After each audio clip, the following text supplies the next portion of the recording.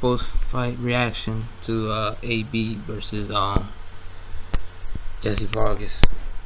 Man, where do I start? The decision was a draw. I had also a draw too. But let's get started on what I thought about the fight. Very disappointing. I can't say I am very disappointed because just like everybody say, just won't let his hands go. The second half of the fight, AB came back, but it is what it is. I don't know what to say, what can motivate AB. I don't know what happened to AB, in terms of throwing punches, being active. I don't know what it is.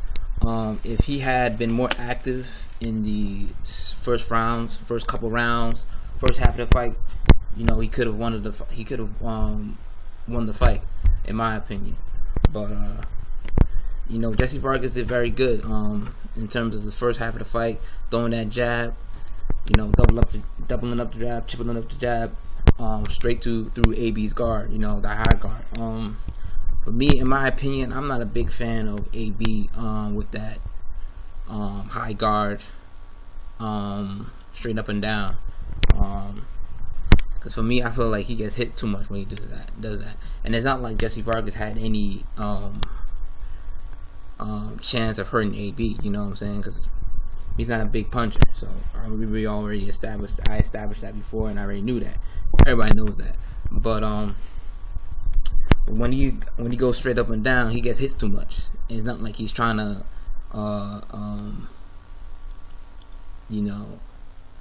really slip any of those punches. He just stays right in front of him. I always said, even in my last video, I thought that AB should use the Philly shell stance more. The Philly shell stance more, because at that point he doesn't get hit that much. But when he goes straight up and down, that high guard, he just gets hit all the time. Jesse Vargas tripling up a jab right through that straight guard. So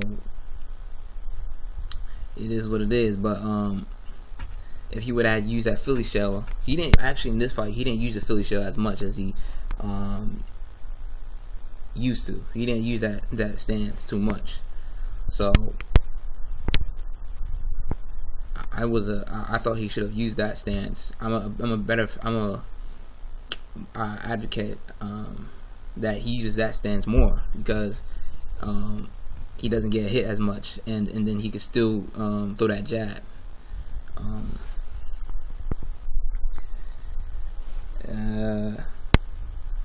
I saw that later on to the fight. I don't remember which round it is, but AB got I could say that AB got Jesse Vargas in trouble a little bit. I thought he hurt him a little bit, or he was going to, and then the round ended. I thought the round after, he should have picked off after where he had left Jesse Vargas from the previous round. But again, he didn't do that. That round he took off. He took a break a little bit. I don't know what to say about Adrien Broner too much. I don't know what's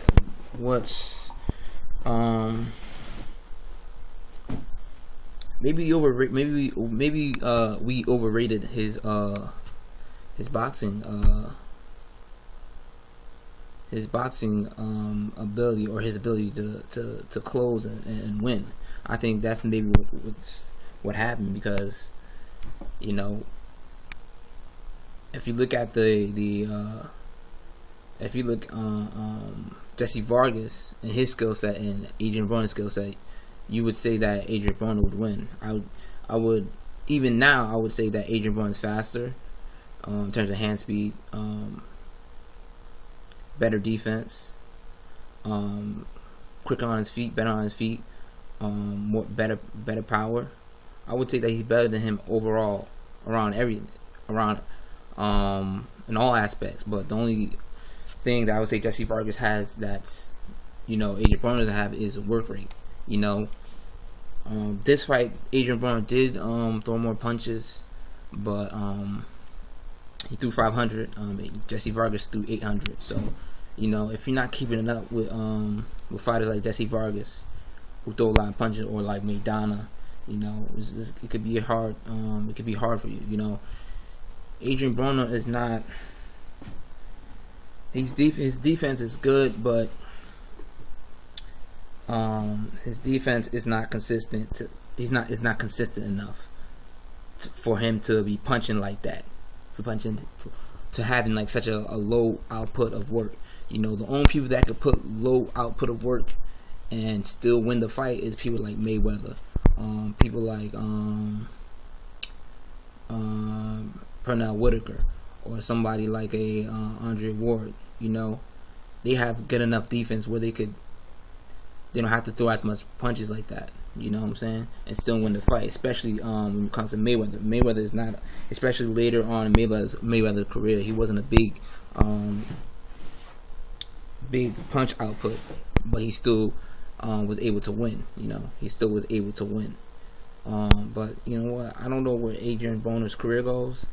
Did it go down? It didn't really go down, in my opinion, but I think it has stood still and didn't go anywhere. You know, it's for me, it's kind of sad, man. I don't know where his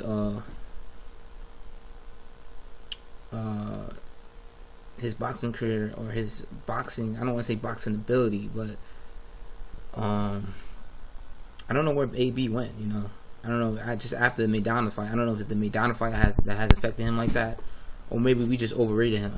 I'm starting to think that we just overrated him. Maybe that's what it is. Maybe after new weight classes, he's more, you know, he's more, I want to say cautious, but maybe he's more,